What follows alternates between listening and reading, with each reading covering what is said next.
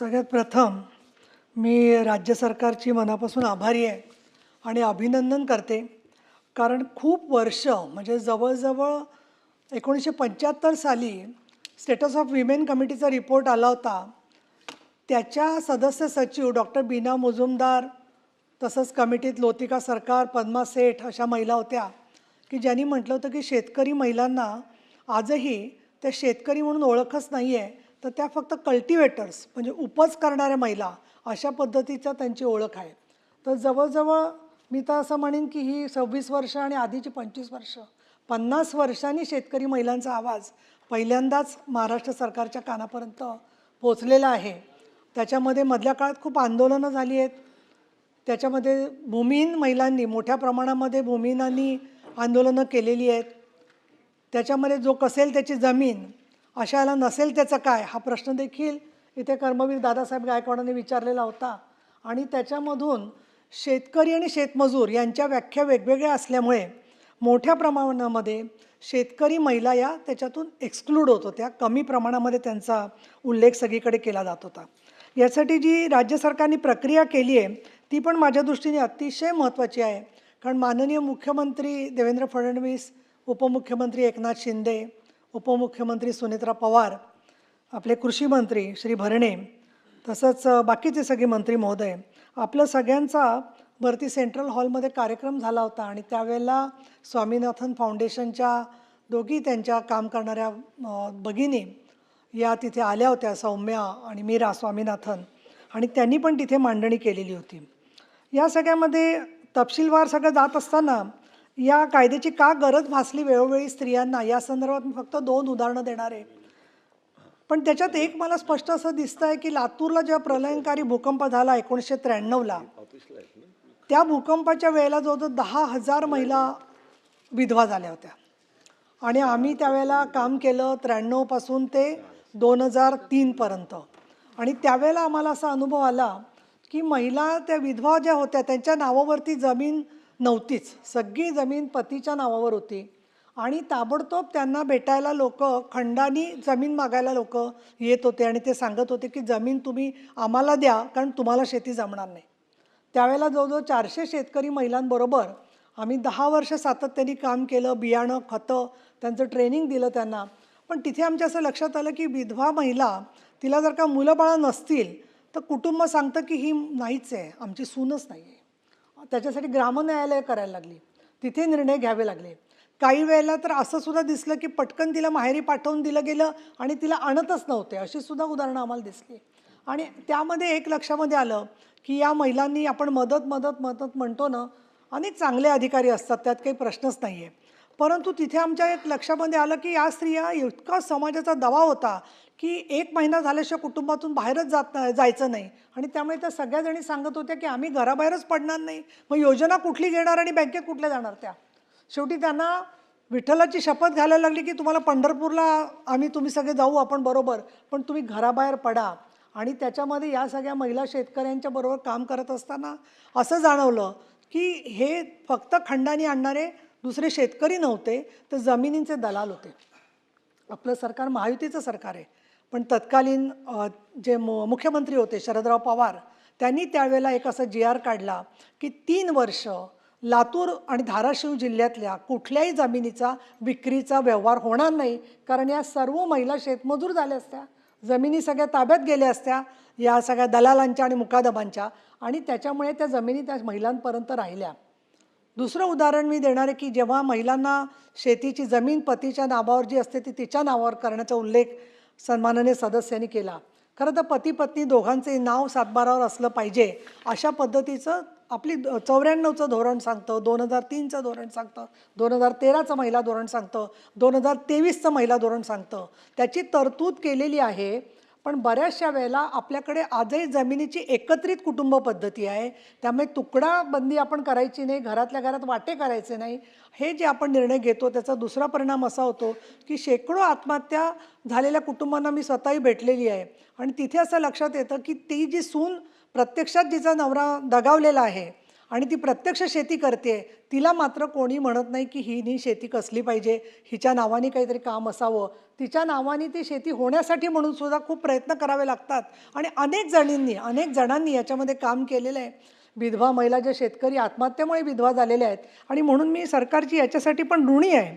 मी ऋणी शब्द वापरीन कारण एकल महिलांच्यासाठी धोरण असावं याच्याबद्दल सन्माननीय अजितदादा पवार यांनी अर्थसंकल्पामध्ये उल्लेख केला आणि 97 नंबरचा मुद्दा आहे अर्थसंकल्पातला की सध्या राज्यातील सर्व जिल्ह्यांमध्ये एकल महिलांचे सर्वेक्षण चालू असून ते पूर्ण झाल्यावर त्याचं उचित विश्लेषण करून एकल महिलांच्या कल्याणासाठी सुयोग्य धोरण आखले जाईल.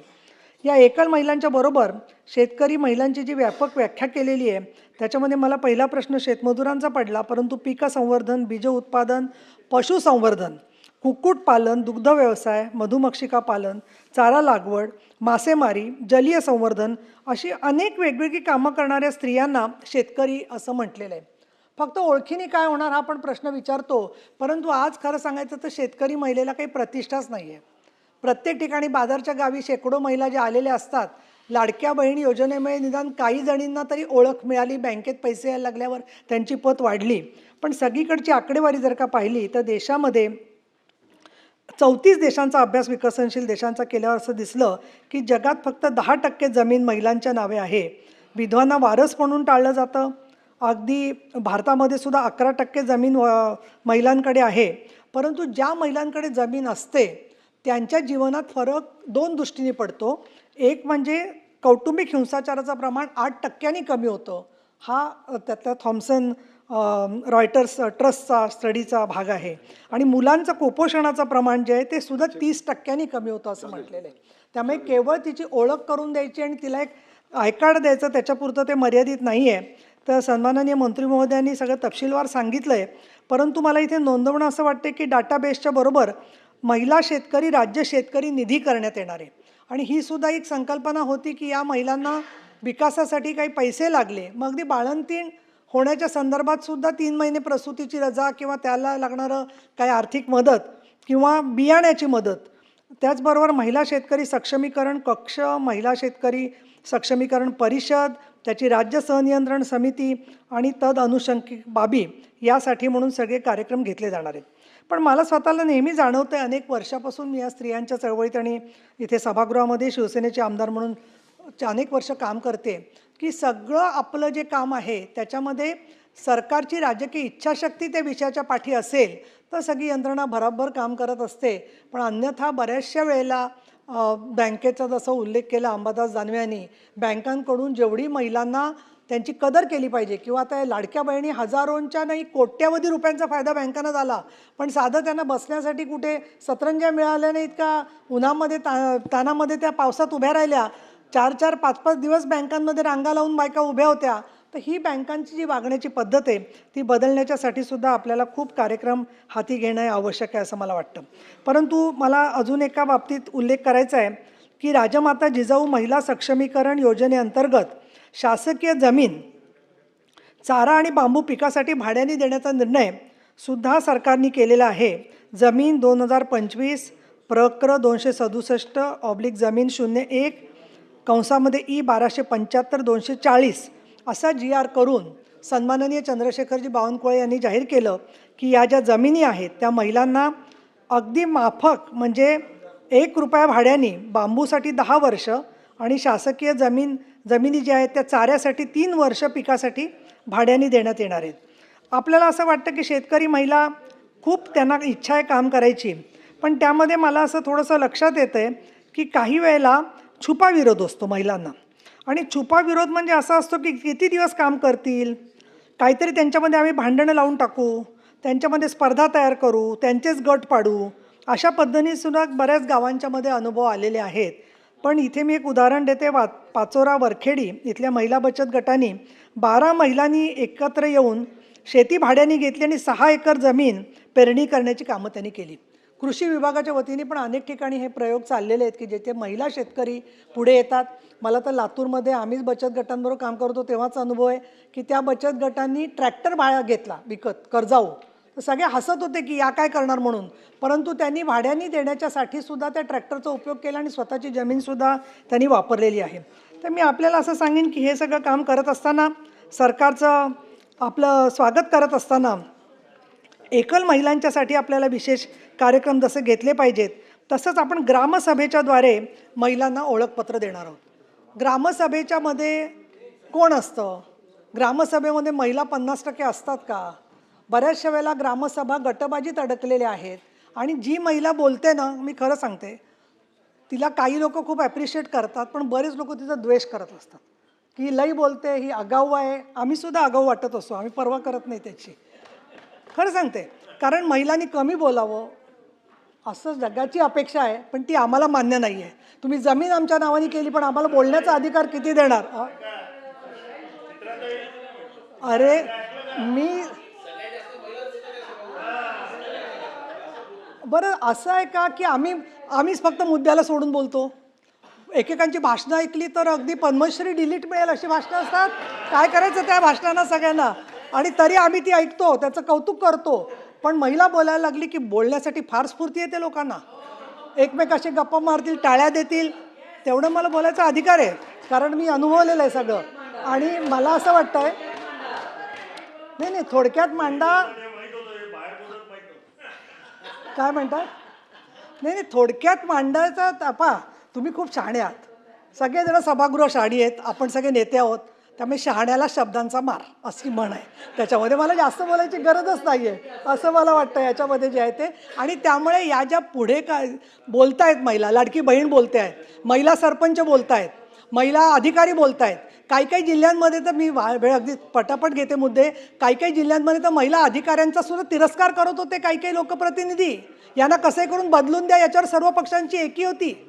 पण आता हळूहळू आमच्या सगळ्या मुख्यमंत्र्यांनी आत्तापर्यंत 20-25 जिल्ह्यांमध्ये अक्षरशः त्या जिल्हाधिकारी, विभागीय आयुक्त, तहसीलदार, पोलीस इन्स्पेक्टर, मी तर काही काही ठिकाणी दौऱ्यात जाते तर माझ्या सगळ्या महिलाच असतात त्या दौऱ्यामध्ये. म्हणजे हा काळ बदलला हळूहळू, सरकारने जे प्रागतिक भूमिका घेतली त्याच्यामध्ये.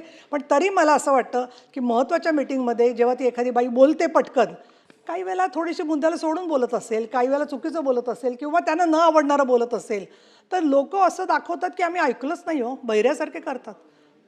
मेरी वुलस्टोनक्राफ्टनी 1800 साली लिहिलं आहे की ज्या ज्या वेळेला मी सभागृहात एकदा बोलले तर लोक असं म्हणाले की त्यांनी मध्ये इग्नोर केलं, आणि तेच जेव्हा एक पुरुष पदाधिकारी बोलला त्यावेळेला मात्र लोक म्हणाले काय सुंदर बोलला हो, हे आम्हाला नाही सुचलं. पण आपण हारायचं नाही, आपण लढायचं. आणि म्हणून शेतकरी महिला ज्या पुढे आल्या त्या सगळ्या कामामध्ये तुम्ही मन मोठं दाखवलं. लाडक्या बहिणींची मतंही मिळाली होती सगळ्यांची, पुढेही मिळतील. केंद्र सरकारने तर आज सांगितलेलं आहे की महागाईच्या प्रमाणात यांना निधी वाढवून द्या, त्याच्याकडेही आमचं लक्ष आहे. आणि केवळ लाडक्या बहिणी असं नाही, समाजामध्ये खरं तर महिलांची प्रतिष्ठा आणि सरकार महिलांच्या पाठी उभं आहे म्हटलं अंबादास की भले भले घाबरतात. आणि विरोधी पक्षही उभा राहायला महिलांच्या बरोबर तर अजून घाबरतात. त्यामुळे तुम्ही पाठिंबा द्या एकमताने या विधेयकाला असं मी सांगेन आपल्याला. तर अतिशय चांगलं विधेयक आहे, प्रयत्न चांगले आहेत, पण महिलांचा सहभाग तहसीलपासून ते जिल्हा अधिकाऱ्यांपर्यंत घेतला पाहिजे. महिला कार्यकर्त्या, महिलांचे फीडबॅक, महिलांची मतं ऐकून घेतल्याशिवाय म्हणजे शरीरातला आत्मा निघून गेल्यासारखं. नाहीतर त्या योजनेचं होतं की कुणाचे म्हणणंच ऐकून घ्यायचं नाही, हम करे सो कायदा, या पद्धतीने ती राबवली जाऊ नये. ठिकठिकाणी या शेतकरी महिलांचा सहभाग आपण घेतला. आणि अशा वेळेला जेव्हा आपण शेतकरी महिलांना फायदा देतोय त्याला पुरुषांनाही थोडं सांभाळून घेतलं पाहिजे. त्यांना हे वाटू नये की आम्हाला डावलतायत, आम्हाला ओळखपत्र का नाही. ही राजकीय इच्छाशक्तीसुद्धा त्यांना समजावून सांगायला लागेल की शेवटी त्या कुटुंबासाठी काम करतायत आणि ही ओळख म्हणजे तिच्या श्रमांची घेतलेली नोंद आहे आपण देशामध्ये, राज्यामध्ये. एवढं मी या ठिकाणी सांगीन. आणि त्याच्यासाठी ज्या अधिकारी वर्गाने कष्ट घेतले, मला येऊन प्रेझेंटेशन दिलं स्वतः, मला समजावणं काही सोपी गोष्ट नाही आहे, पण त्यांनी पेशन्सने समजावलं आणि मी ते स्वीकारलं, त्यांच्याकडून ऐकून घेतलं आणि मला ते योग्य वाटलं. ग्रामसभेबद्दलची माझी रिझर्वेशन्स होती, त्याच्या संदर्भामध्ये त्यांनी सांगितले की आम्ही काही यंत्रणा उभारू. तर मी सरकारचं मनापासून अभिनंदन करते. आणि किती शांतपणे चेहऱ्यावर हास्य ठेवून तुम्ही ऐकलं सगळं, त्याबद्दल तुमचे आभार मानते आणि अभिनंदन करते.